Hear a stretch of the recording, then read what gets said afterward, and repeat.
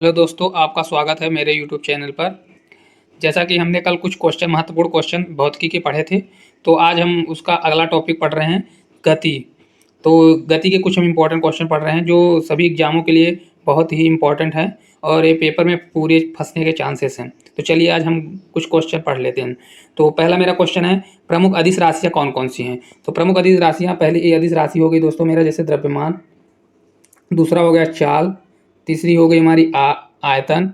कार्य हो गया, समय हो गया, ऊर्जा हो गया, दूरी हो गई, शक्ति हो गया, विद्युत हो गया, धारा हो गया, ताप हो गया, दाब हो गया। इसके अलावा भी बहुत सारी राशियां हैं जो अदिश राशियां हैं। और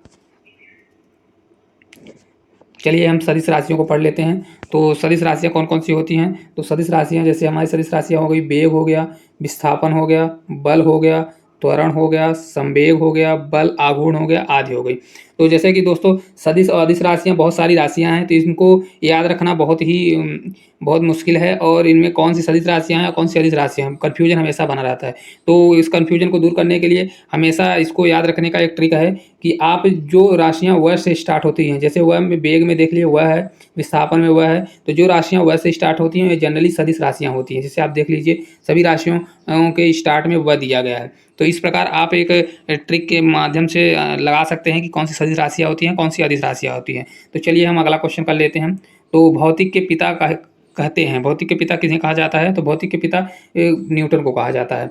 अगला क्वेश्चन है, न्यूटन ने गति विषयक नियम दिया था। कौन सी बुक में न्यूटन ने गति विषयक नियम दिया था। तो प्रिंसिपिया एक बुक थी न्यूटन की, जिसमें उन्होंने प्रिंसिपिया बुक में न्यूटन ने गति के विषयक नियम दिए।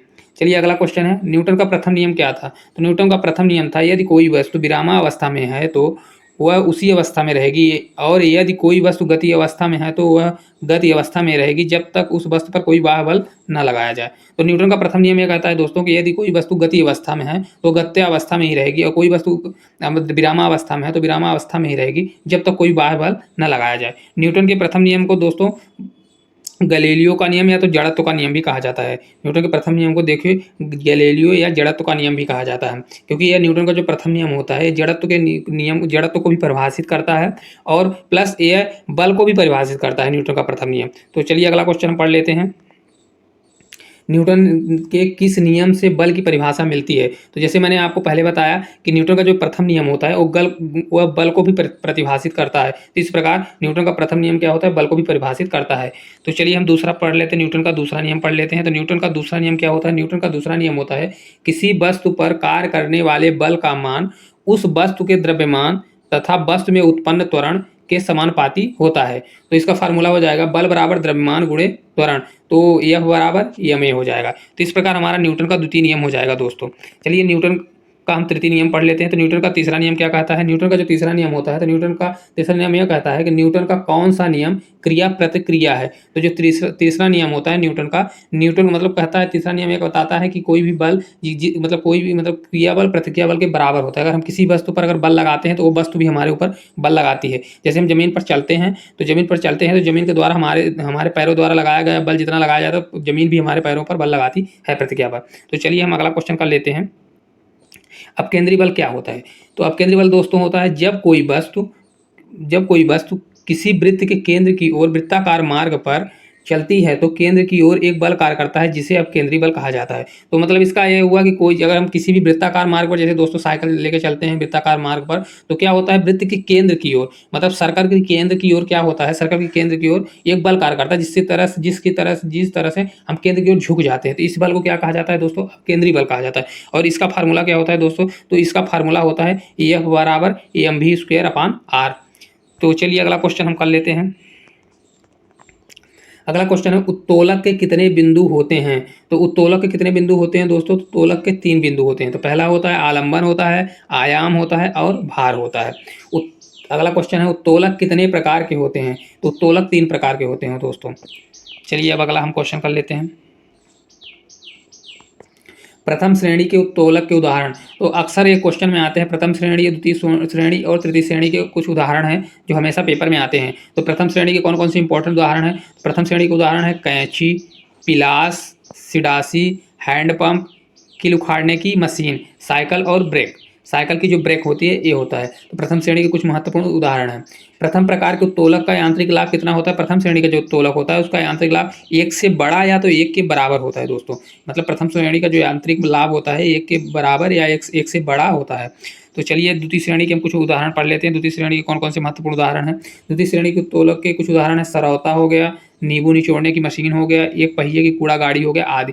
तो द्वितीय श्रेणी के महत्वपूर्ण कुछ उदाहरण हैं जैसे सरौता, नींबू निचोड़ने की मशीन, एक पहिया कूड़ा गाड़ी। द्वितीय श्रेणी का यांत्रिक लाभ सदैव 1 से अधिक होता है दोस्तों। जो द्वितीय श्रेणी होता है उसका यांत्रिक लाभ सदैव 1 से अधिक होता है। तो चलिए हम तृतीय श्रेणी के कुछ महत्वपूर्ण उदाहरण पढ़ लेते हैं। तो तृतीय श्रेणी के कुछ महत्वपूर्ण उदाहरण दिए गए हैं जैसे चिमटा और मनुष्य का हाथ। ये जो चिमटा है दोस्तों, तो ये बहुत बार क्वेश्चन में पूछा गया है कि ये चिमटा किस श्रेणी का उत्तोलक है? तो तृतीय श्रेणी का उत्तोलक है।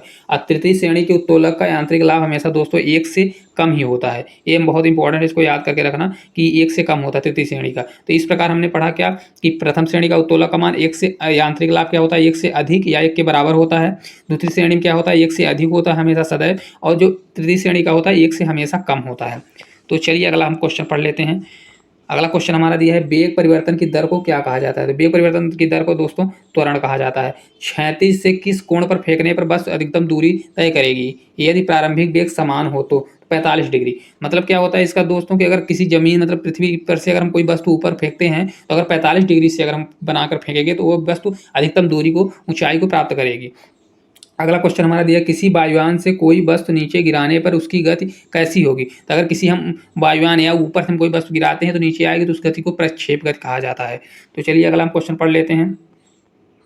अगला क्वेश्चन दिया, वस्तु की स्थिति परिवर्तन को क्या कहते हैं?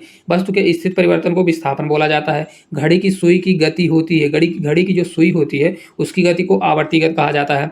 न्यूटन के प्रथम नियम के कुछ महत्वपूर्ण उदाहरण हैं, तो चलिए हम इसको पढ़ लेते हैं। न्यूटन के प्रथम नियम के कुछ महत्वपूर्ण उदाहरण कौन कौन से हैं? जैसे चलती मोटर को अचानक रोकने पर उसमें बैठे यात्री आगे की ओर झुक जाते हैं। ये न्यूटन का प्रथम नियम है। ये जड़त्व का उदाहरण होता है दोस्तों। क्या होता है, कभी कभी आपने अक्सर देखा होगा जैसे चलती हुई गाड़ी है या बस, उसमें बैठे रहते हैं, जैसे बस में ब्रेक लगता है तो हम आगे की ओर गिर जाते हैं। ये किस कारण से होता है? जड़त्व के कारण होता है। दूसरा उदाहरण, जैसे ठहरी मोटर के अचानक चलने पर यात्री पीछे की ओर झुक जाता है। तो ये अक्सर लोगों के साथ होता है। ये क्या होता है? प्रथम नियम को होता है, न्यूटन के प्रथम नियम जड़त्व का कारण होता है। चलिए न्यूटन के तृतीय नियम के कुछ उदाहरण हैं, उसको पढ़ लेते हैं। न्यूटन के तृतीय नियम के पढ़ लेते हैं। जैसे बंदूक से गोली चलाने पर पीछे की ओर धक्का लगना। अक्सर आप क्या होता है, जब बंदूक चलाते हैं लोग तो क्या होता है कि जिस वेग से आगे गोली निकलती है उसकी प्रतिक्रिया बल पीछे लगता है, इसलिए लोगों को पीछे धक्का लगता है। तो न्यूटन के तृतीय नियम को परिभाषित करता है। दूसरा उदाहरण है, किसी व्यक्ति का किनारे लगी नाव से कूदना। यह भी न्यूटन के तृतीय नियम का उदाहरण है। चलिए और क्वेश्चन कर लेते हैं। अगला क्वेश्चन हमारा दिया है, ग्रहों का तारों के चारों ओर चक्कर लगाना या किसी भी साइकिल या वाहन का मुड़ना या मौत के कुएं में मोटरसाइकिल चलाना यह संभव है। तो ये किसका होता है दोस्तों? साइकिल चलाना ये संभव होता है। तो ये सभी किसके उदाहरण होते हैं? अब केंद्रीय बल के कारण होते हैं। अब केंद्रीय बल होता है, मैंने पहले ही आपको बताया है कि अब केंद्रीय बल कहाँ पे लगता है? जहाँ पे अब कोई सर्कल है वहाँ पे अगर हम गाड़ी चला रहे हैं, जैसे मौत का कुआं एक सर्कल जैसा हो, तो वहाँ पे अगर गाड़ी चलाते हैं तो केंद्र की ओर एक बल कार्य करता है, तो उस बल को क्या कहा जाता है दोस्तों? अब केंद्रीय बल। ये महत्वपूर्ण उदाहरण है, इसको आप याद रख लीजिए। तो चलिए अगला क्वेश्चन हम कर लेते हैं। अगला क्वेश्चन कौन सा दिया है? अगला क्वेश्चन दिया गया है, मथनी व दूध से मक्खन निकालने की मशीन का कार्य करती है। कौन सा कार्य करती है? तो मथनी जो होती है, दूध में घर में देखे होंगे मम्मी लोग पहले बहुत पुराने जमाने में क्या करती थी, मथनी से मक्खन निकालती थी दूध से, तो उसके लिए कौन सा बल कार्य करता है? अब केंद्रीय बल कार्य करता है। तो इस प्रकार दोस्तों हमने 27 क्वेश्चन, कुछ महत्वपूर्ण क्वेश्चन किए हैं। तो अगर आपको ये वीडियो अच्छा लगा हो तो प्लीज़ मेरे चैनल को सब्सक्राइब और लाइक ज़रूर करें। Thank you.